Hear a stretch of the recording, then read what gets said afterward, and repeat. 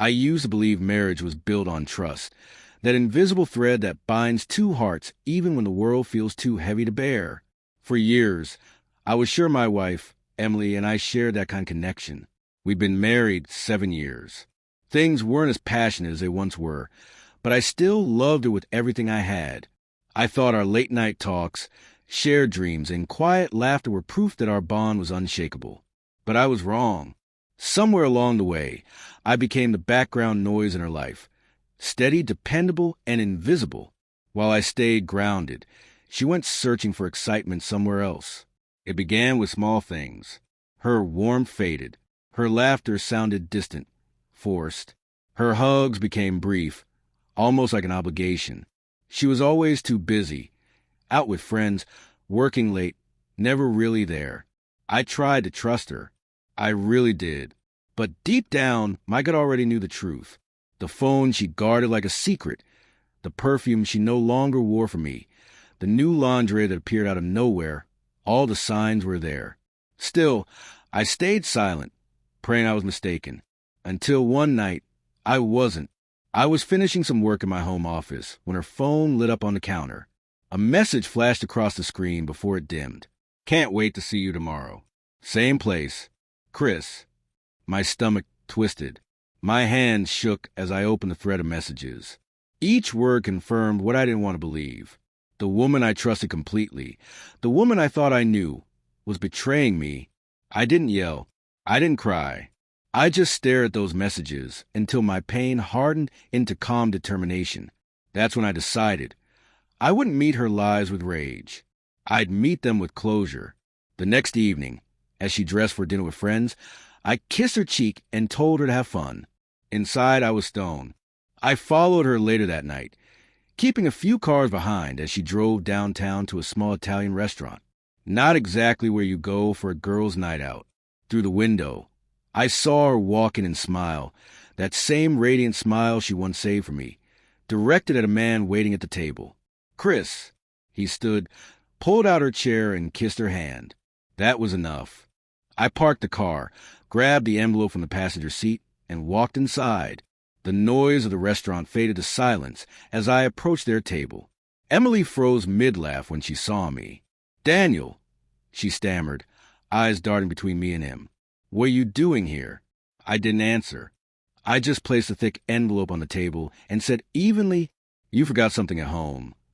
She frowned, confused, and opened it, and her face drained of color. Divorce papers. Her hands trembled as she flipped through them, realization settling in. Chris shifted in his seat, clearly wishing he could disappear. "Daniel, please," she whispered, voice cracking. "This isn't what it looks like." I let out a quiet, bitter laugh. "You're right," I said. "It looks like dinner, but we both know exactly what it is." She reached out to touch my hand, but I pulled away. "I was ready to fight for us," I said softly, "but I can't fight alone." Her eyes filled with tears, but I felt nothing. Not yet. Not after everything. The entire restaurant seemed to hold its breath as she choked out apologies that meant nothing. "I made a mistake," she sobbed. "It didn't mean anything." I looked at her, at the woman I once promised forever to, and felt an ache I couldn't name. "You broke something that can't be repaired, Emily," I said. "And the worst part isn't that you cheated. It's that you thought I'd never find out." I turned to walk away, but she stood, grabbing my arm desperately. "Please don't go," she cried. "We can fix this. I'll end it. I'll do anything." I gently freed my arm and looked at her one last time. "You already ended it," I whispered. "I'm just finishing what you started." Then I walked out, leaving her standing there, tears streaming down her face, while her lover sat frozen, ashamed. I didn't look back. For the first time in months, I felt free.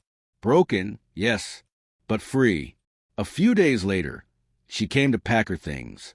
No more tears this time, just quiet acceptance. "I never thought you'd actually let me go," she said, voice trembling.